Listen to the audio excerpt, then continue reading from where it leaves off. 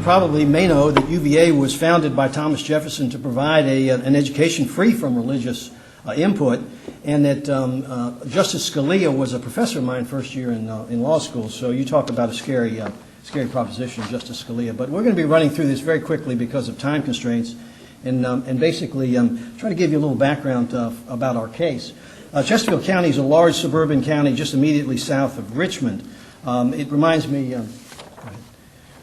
very much of Winter Park. I don't know how these beauty contests are provided for, but as you can tell, it's a fairly well-off community.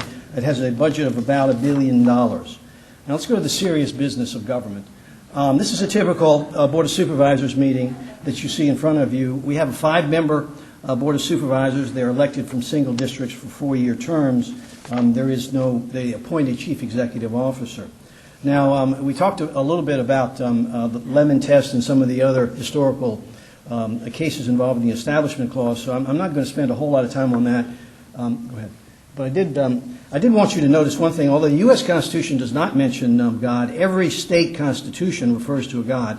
This is an amazing historical anomaly as far as I am concerned. The Virginia Constitution actually requires, as a constitutional matter, that people act with Christian forbearance, love, and charity towards each other. David, there's a lawsuit waiting for you when you get back. If you can't be admitted to practice in Virginia, I'd be happy to file it. There you go.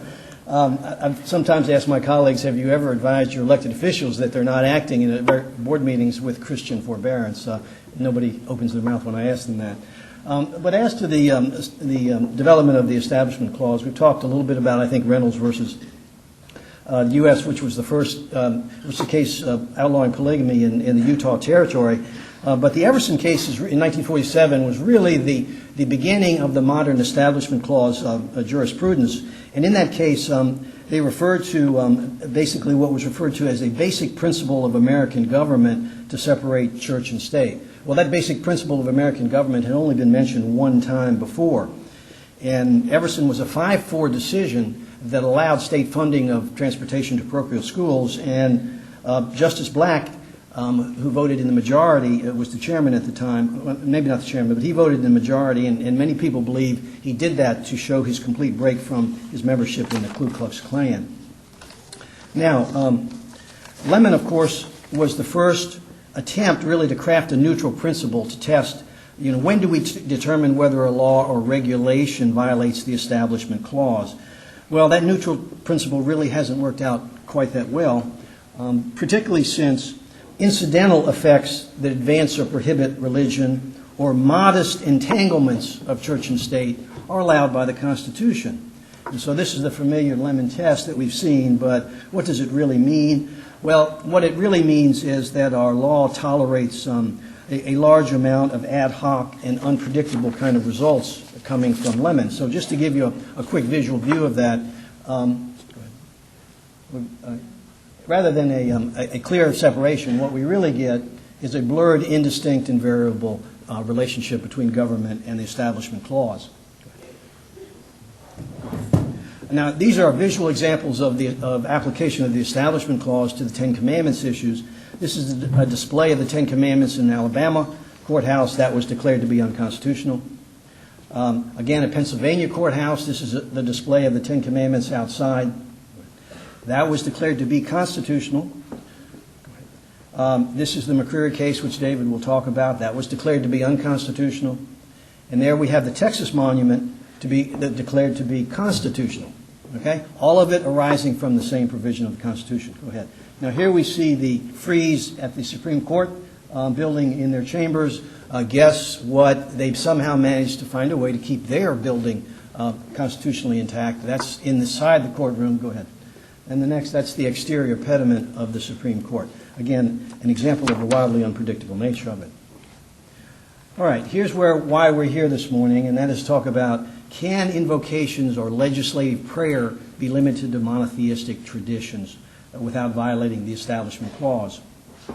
Some of those more cynical or worldly among us might have these kind of thoughts on occasion, but the reality is that legislative invocations are a widely held and long held and widespread tradition across the country at both the local, state, and national level. So let's turn to the real religion in the South, football, okay? Several years ago, I found myself at a Clemson-Virginia football game, and I've spent every minute of my education at public institutions from kindergarten on. And I was shocked, really, to be subjected to a Methodist minister giving a long invocation to 80,000 captive fans. And in that invocation, he prayed for virtually everything, such as world peace and no injuries, except for Clemson victory, which I assumed they deemed to be superfluous, given who they were playing. And, of course, it did turn out to be superfluous, given the result. All right. So what happened after Lemon regarding legislative prayer? What we see is the Marsh case, a 1983 case which involved the Nebraska legislature, which had appointed a Presbyterian minister for 16 straight years. And basically he was paid using public funds, and he used prayers exclusively within the Judeo-Christian tradition. The issue was, did that violate the Establishment Clause? And the Supreme Court said, no, it did not. What they said was the method of selection of the person giving a prayer is not of constitutional moment as long as the prayer opportunity is not exploited to either proselytize or disparage another religion. Again, the process of selecting someone to give a prayer necessarily includes excluding someone. And the court said that's not really constitutional moment. That's fine. That does not violate the Establishment Clause. It's not even a step toward violating the Establishment Clause. Now, Justice Brennan, in his dissent, was flat out apoplectic. He'd been the architect of much of the Establishment Clause, and he said, it's slipping away from me. What happened to the Establishment Clause? If judged through the unsentimental eye of our settled law, legislative prayer wouldn't make it. And what he said was basically any third-year law student could figure that out. So, in 1984, a year after Marsh, Chesterfield County adopted an invocation policy that mimicked the language of the Marsh decision. Basically, all prayers must be non-sectarian, no proselytizing or advancing. And you see in front of you there the invitation that's sent that said basically you may not mention specific images that are peculiar to a particular denomination. The clerk of the board sends out invitations each year. The volunteers are self-selected. The Board of Supervisors does not vet the prayer. They have nothing to do with the prayer that's given. And basically it's given exclusively for the benefit of the elected officials to solemnize the proceedings. There's no standing in the audience like we saw this morning, and people can come and go as they choose. So that is what has been the policy. Now what I want to do is show you quickly some two invocations that have been given in Chesterfield County to give you an idea of the nature of those invocations. I'm sorry for the flickering nature. Let us pray. O God of all the ages, in your sight nations rise and fall and pass through times of peril. Now when our land is troubled and our men and women in the service are trying to keep the peace in troubled spots around the world, be near to judge and to save. Work through them that your justice may be established throughout this earth. Also, we ask that you grant our county leaders the gift of your wisdom. May they search your will and see it clearly. Empower them to see the needs of all those who reside in our county, especially the needs of children and the poor. And if any of us have turned from your way, reverse our ways and help us to repent. O Lord, give us your light and your truth. Let them guide us. For we pray in your name. Amen. Amen. Thank you. Good evening. I begin in the name of God, the God of all the prophets, the most merciful and the most compassionate. All praise is due to him, the cherisher and sustainer of the worlds. And to him we ask for guidance. All right, I'm not going to go through both of them, but both of those, as you can tell, are not proselytizing. They're not disparaging, and they both fit within the monotheistic Judeo-Christian tradition of prayers. Now, in the fall of 2002, Ms. Simpson made a request to give an invocation before the Board of Supervisors. And at the time, she said that she would reflect their respect for nature by speaking of natural phenomena such as the change in season, utterly benign statements. Ms. Simpson is a member of the Broom Riders Association in Chesterfield County, a group practicing a Wiccan form of witchcraft, and her personal spiritual practice has a witchcraft focus. Go ahead. The Wicca was basically founded by Gerald Gardner in the 40s in England, in which, at least in England, not here, all ceremonies were performed exclusively by females in the nude, basically honoring witchcraft, and the nature of the deity differs from the Jewish and Christian and Islamic traditions in that witches believe in an immanent or metaphorical deity, an energy or a life force, rather than a transcendent or supreme deity. Those are the differences with Wicca. Now, we know that the free exercise clause is much broader than the establishment clause, and so since there is no constitutional definition of a religion in our Constitution, free exercise basically is largely unlimited. You have a wide range of cults. Elian Gonzalez cult, for example, believes he's the Messiah. You have the Church of the American Knights of the Ku Klux Klan, and you have the World Church of the Creator, which was a church that proudly had as their catechism that white race was their religion. So you can see here that Frank Zappa, a former philosopher of the Mothers of Invention, really there's not much difference between established religion and cults. So basically, at the time, Simpson was denied the right to give an invocation, nor was the invocation policy changed to open it up to non-monotheistic religions. These are the statements that politicians made in the public dialogue about the Wicca situation. I hope she's a good witch like Glinda. There's always Halloween. The next statement, it's a mockery. It's not any religion I would subscribe to. There are certain places we ought not to go, and this is one of them. You might think as a lawyer these statements might give me some problems. In fact, they really don't, because the policy had been in place for 20 years, and the elected officials really don't have much to say about the policy at all. Now, what happened at the trial level? We were sued. She's represented by the ACLU. And what the trial judge said was really the Fourth Circuit is distancing itself from the Lemon Test. Doesn't this sound like an endorsement of certain religions and not others by a governing body? Where is the governmental neutrality when you pick some and not others? Doesn't this look like a governmental preference for some people, not others? And doesn't this seem like there's some insiders and outsiders? These are all language that appear in the cases. And he found some factual differences as well. But basically, he said, I think this is unconstitutional. But he did say, if I open it up to everybody, how is the process going to tolerate the World Church of the Creator? It's going to get up there and make racist comments. So what he said was basically, we're going to have a happy message test, which means the government can limit the test, limit the invocation to a happy message. And of course, what he didn't realize is that many religious traditions are decidedly apocryphal or apocalyptic and not particularly happy messages either. So what you had at that point then was the trial decision. Go ahead. And these are, I guess, examples of the World Church of the Creator. They visited us earlier in another issue and used the library in Chesterfield County for one of their meetings. All right, go ahead. And again, this was an example of the ACLU said what the case was about, and it started off as about Cindy Simpson's ability to pray, but in reality, if you see there, it says even better to stop having prayers altogether. So fundamentally, it really was a political fight in the guise of a lawsuit.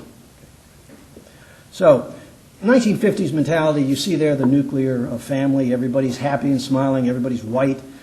In God we trust, kind of was adopted as a statutory requirement. So you have that 1950s mentality.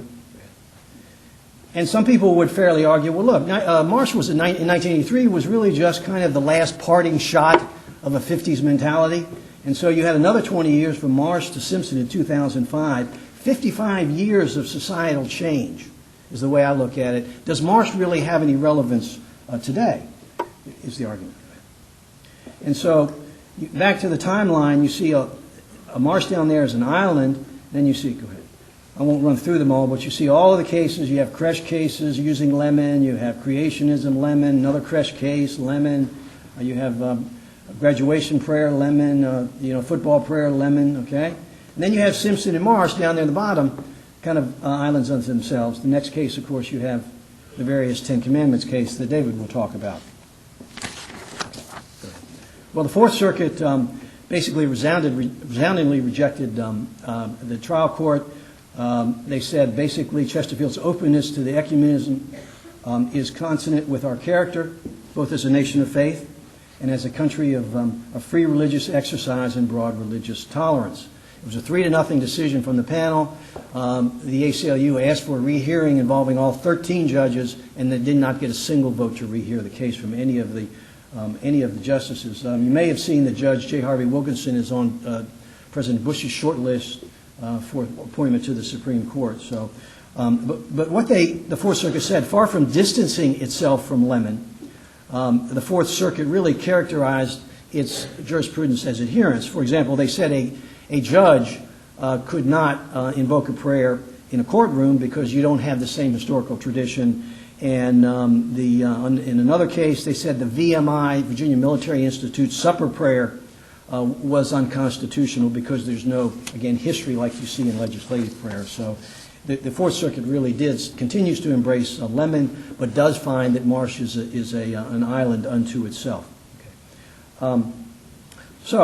What we do is we've quickly erased all of the Lemon-based law that Dave is going to talk about, and when you look at Marsh in a vacuum, the result that we got is not as wildly unexpected as some people might think. What we did get, the petition is scheduled to be heard by conference by the Supreme Court on October 3rd as to whether they'll take the case to the Supreme Court. What was interesting, an amicus brief, which is a friend of the court brief, was also filed by an American Indian, Native American Association, the Buddhist and the Hindu. Interestingly and ironically, the same group of people that Justice Brennan in 1983 said would likely not be allowed to give invocations, 20-some years later, they're involved in the appeal. So, thank you for your time. And rather than talk specifically about the McCreary County case that I had the honor of arguing at the Supreme Court, I want to talk about broader principles and discuss the McCreary County case within that context. It really is a pleasure to be here, particularly to talk about religious freedom, because it's a human right that I fervently believe in and the ACLU has consistently fought to defend. And because the ACLU is so often perceived and I think misperceived as being against religion, I think it's important to talk about why we believe as we do. Because I think that our views opposing government entanglement with religion is in fact the traditional American view, and that for more than 200 years that view has been good for both religion and government. So let's start by talking about the principles on which this country was founded. America was founded in the 18th century on two principles, two great principles, both quite radical for its time, both virtually unprecedented. One was the principle of democracy, the belief that people ought to have a say in the decisions that affect their lives, that they ought to be able to vote, and that the majority ought to govern most political decisions. We all understand that principle from the first time we elect a class president or an eraser monitor. Do they still have erasers in school? Eraser monitor. We understand that voting and majority rule is what governs our decisions. But there was another great idea in the founding of the country, and that was the idea of liberty. And liberty is not the same thing as democracy. It's the idea that even in a democracy, there are limits on majority rule, limits on majority power, that the majority doesn't get to decide everything, that there are certain individual rights and individual liberties that are protected from the tyranny of the majority. that just because there are more whites than blacks doesn't mean that whites get to decide whether blacks can vote or live or where they live, that just because men have more political power than women doesn't mean that women are relegated to second-class citizenship, that just because major religions have more adherents than do minor religions, that the majority can discriminate against the minority. And those principles, the principles of liberty, are enshrined basically in our Bill of Rights. Support for those principles, for both of them, for both individual liberty and majority rule, is what it means to support the American form of government. But the fundamental principle of liberty is not self-enforcing. It's fragile, it's always vulnerable to the excesses of the majority. It's also vulnerable to economic and political reality. It's government that defends its own power. Government doesn't fight for individual freedom from government. That's left to organizations like the ACLU and other opponents of government power. So with that contextual background, let's turn to religious freedom. As you know, the First Amendment contains two provisions dealing with religion. One, in effect, says that government can't do anything respecting an establishment of religion. The other says that government may not limit the free exercise of religion. Well, how do you go about letting people freely practice their religion without having government establish one? For the past half century, as Stephen has pointed out, what the courts have said, and I think they're basically right, is that you require government to remain neutral towards religion. You allow people to believe or not as they choose, to practice or not, how and when they see fit. But you don't allow government to do anything that promotes, sponsors, or assists one religion over another, or all religions over non-religion. Because when government does that, it essentially says that a particular religious belief or practice is better, and conversely that other religious beliefs or practices are wrong. And we know, and indeed the framers of our form of government were keenly aware, both from English history and their colonial experience, what happens when government says that religious beliefs are right, some religious beliefs are right and some are wrong. In fact, former Republican Senator from New Hampshire, Warren Rudman, perhaps said it most succinctly. He had a 3-word answer for those who wanted American governments to favor their religious beliefs: Belfast, Bosnia, Beirut. That's why we oppose government-sponsored prayer and creches and similar symbols on government property.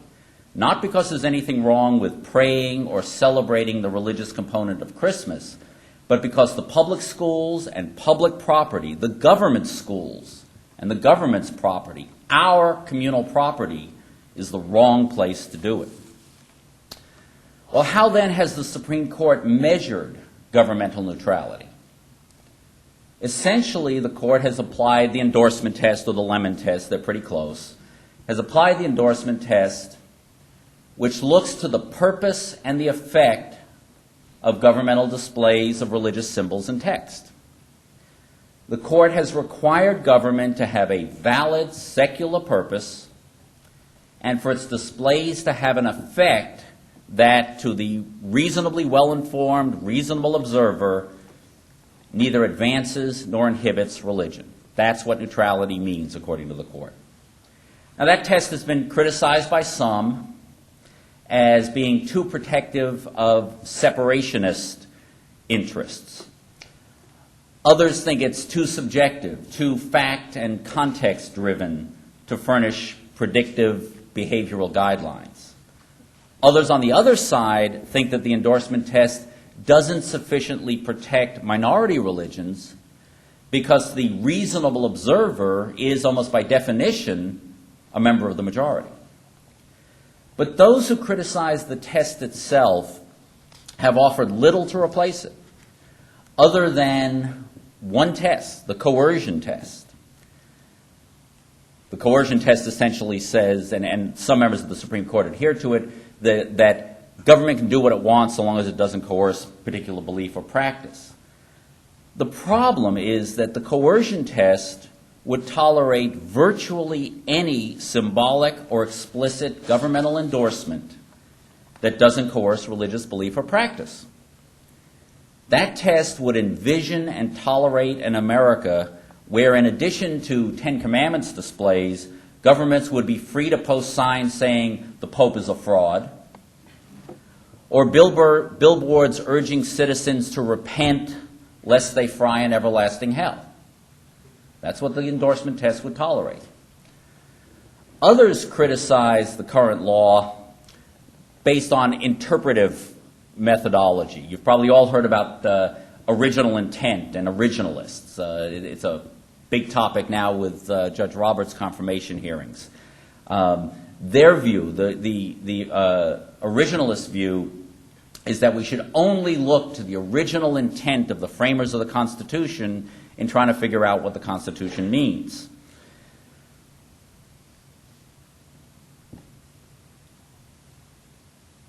The problem, I think, with originalism is threefold. And this is not the time or the place to debate at length the propriety of originalism, but I want to make 3 points because it's really a limited approach to the Constitution. First, discerning the intent of the framers is no easy task.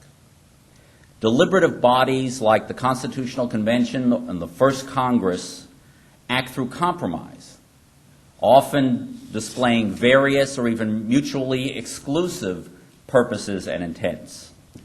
We have a hard enough time figuring out what Congress meant when we look at the current Congress.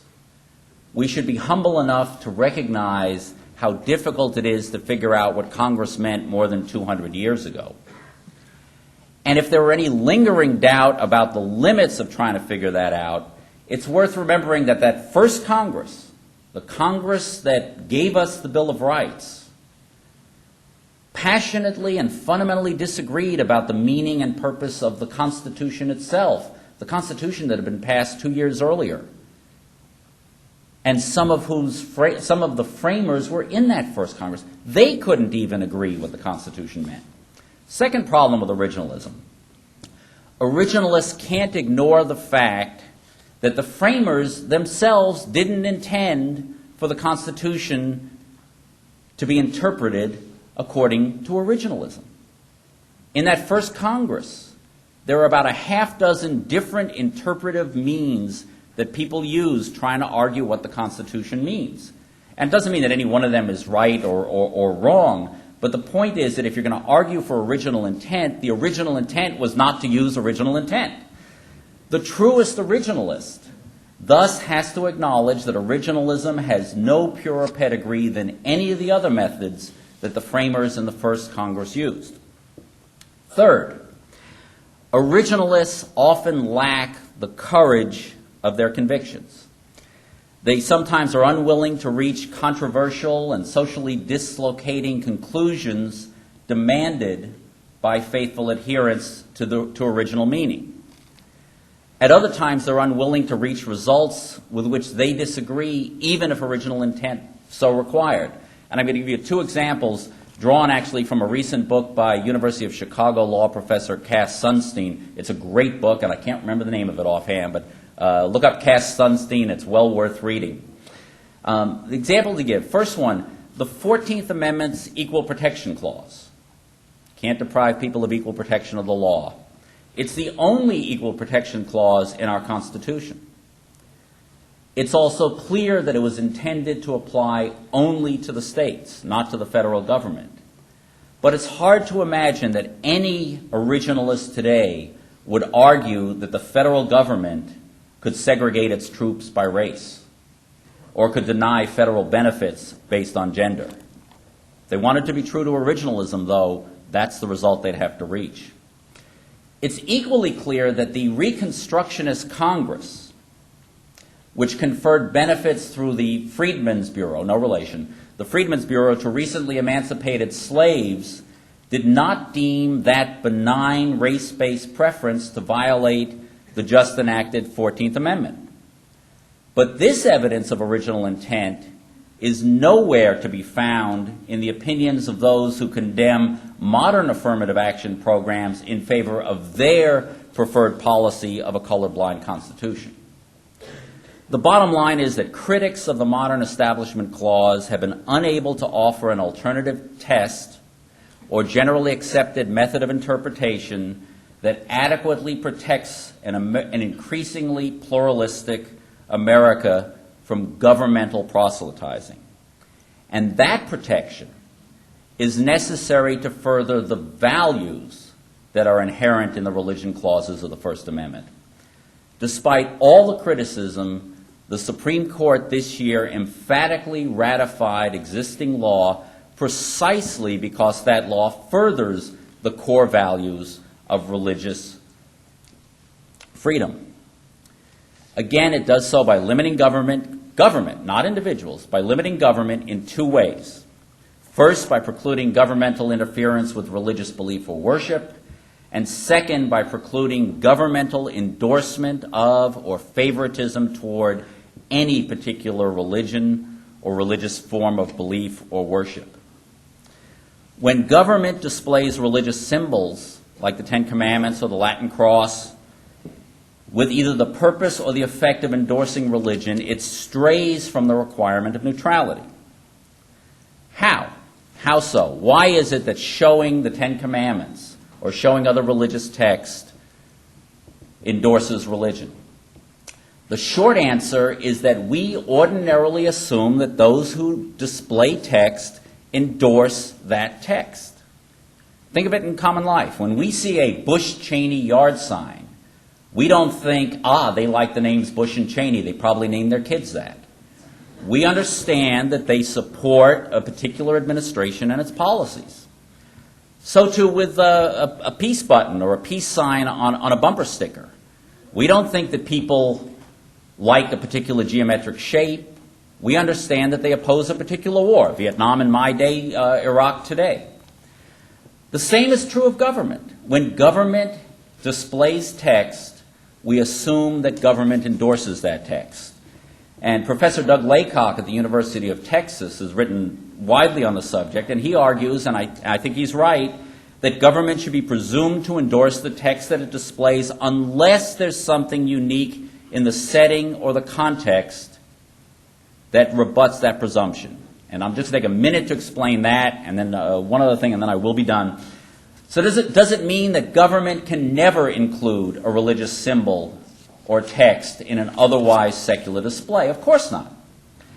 Government-owned art, government-owned art museums often will display, let's say government-owned medieval art museums will have lots of paintings with crucifixes.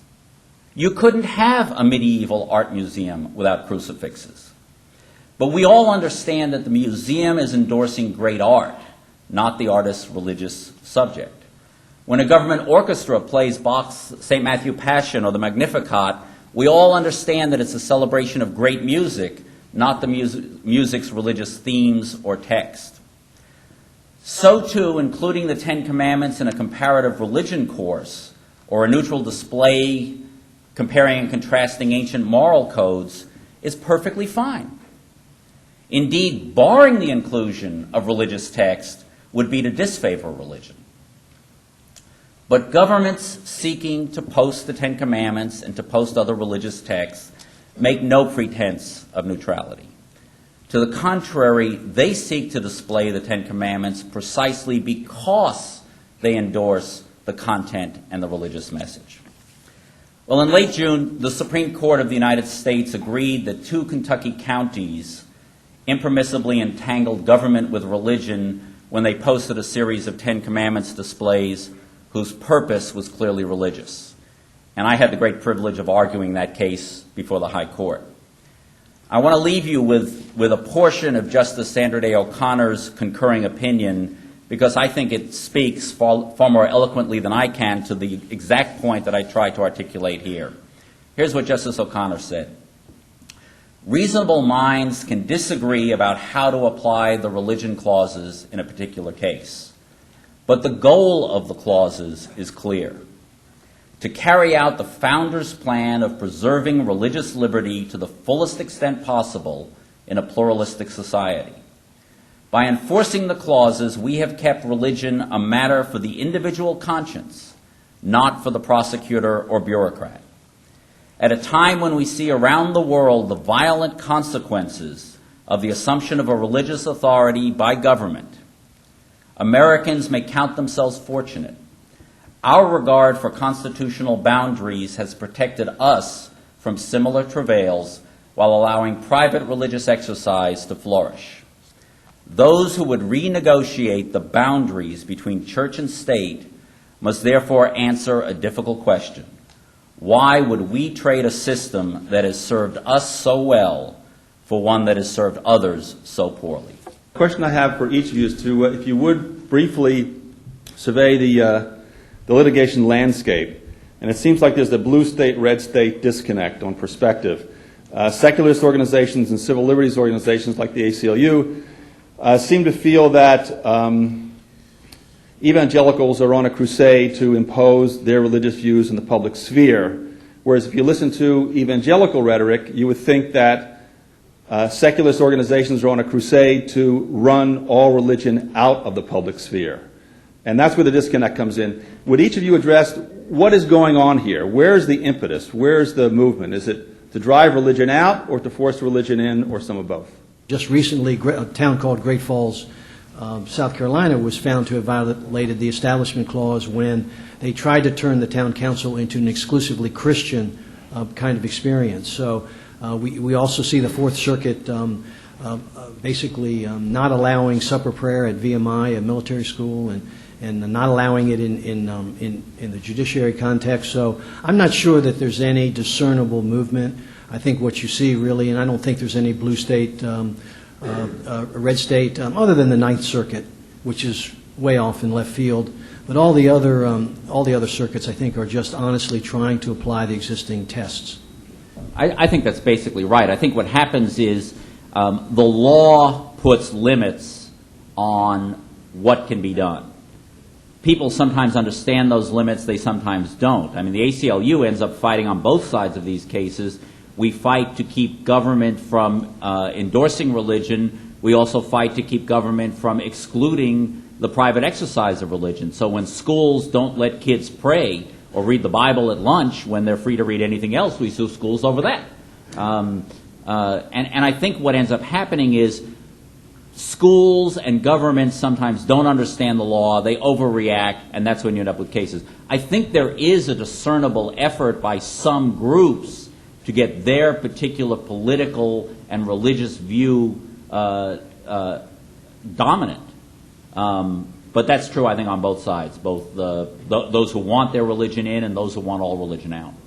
You said one of the problems with originalism is that we don't know what the founders are thinking. But then you also said that the founders that intended the Constitution to be read intentionally. This seems somewhat paradoxical. Maybe I wasn't clear. Let me try to explain it. One of the problems, I think, with originalism is that it's very difficult to talk about a single intent. Because you got 400 people together. 400 people vote, they pass a law. That doesn't mean that they have one intent. The people who ratify constitutional amendments are in 13 different colonies. They're a group of people, and they just get to vote yes or no. So it's very difficult to say there is a particular intent. My point about the original intent was simply saying not that we should look to original intent, because I think it's difficult to do, but if you were going to go and look at original intent, if you accepted the argument that originalism is right, it seems that the first Congress didn't use originalism as its way of interpreting the Constitution, because if you look at the debates, there are a half dozen different ways of interpreting the Constitution that they use. And no one said, whoa, that's wrong, that's not originalist.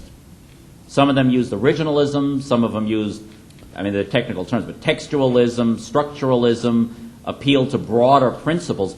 They seem to use so many different ways of arguing what the Constitution means, that if in fact originalism was the only valid way, you would have thought the originalists would stand up and say, wait a minute, you can't argue that. That's not the way that you look to interpret the Constitution. Given that they didn't, it suggests that there's nothing pure and correct about originalism. I think that's what I was trying to say. I recently read a case that the ACLU sued a Christian cemetery in California because the cemetery displayed a very large cross. The cemetery was funded by a Christian church. I believe the ACLU's argument was that it offended those who were not Christian who observed the cross. Would you care to comment on this? Well, I don't know the case itself, and I suspect that's not what the case was or said. You read lots of things in lots of publications about what the ACLU did, and invariably they're not true. Invariably they're not true. The ACLU sues government. That's what the ACLU does. It sues government. There's a popular notion out there, too, that the ACLU sued to take down the crosses from military cemeteries. It's nonsense. It's just not true. If there were an ACLU position about that, the ACLU position, I can tell you as a matter of policy, would be, of course, private entities can have religious symbols on cemeteries, on graves, and anywhere else. That's where it belongs. Where it doesn't belong is on government. There's so many legal nuances to what we've heard today. I'm wondering, is there any room in the legal interpretation for common sense factors to apply? For example, in the invocation we had earlier, or the prayer before a football game, or in those situations, the fact that you have people here that can quietly pray along with you, tune you out altogether, or curse you under their breath, and everyone exercises their freedoms and they go on about the business. Well, why can't something like that be resolved? You know, the problem with common sense is your common sense might not be my common sense. But what you do see in the cases is a lot of 5-4 decisions, and David really didn't mention that. And what that's telling us, I think, is that there really is no unified or universally accepted common sense. When you have 5 on this side and 4 on this side, that's telling you something. And many of the cases that you see are like that. So, yes, there's still common sense. The University of Tennessee had a case in which they had a prayer at their graduation, and that was found to be acceptable because, generally it's all adults, and so it doesn't have the coercive effect it might have in a 4th grade. So I do think common sense is hard to put a handle on, and you're seeing so many split decisions suggest that there's no universally accepted common sense. I'd also argue, though, that where the court is now is pretty close to where common sense gets you, because people at both extremes are very unhappy. Those who want government endorsement of religion don't like that they can't have Ten Commandments displays and prayer in schools and prayer at high school football games. Separationists don't like the idea that you can have generic phrases like "in God we trust" and "God bless God save this honorable court," that you can have nativity scenes as part of a generally secular Christmas display. So the separationists don't think the court goes far enough. Those who want government to endorse religion don't think that the court has gone too far the other way. That may suggest that the court's in about the right place.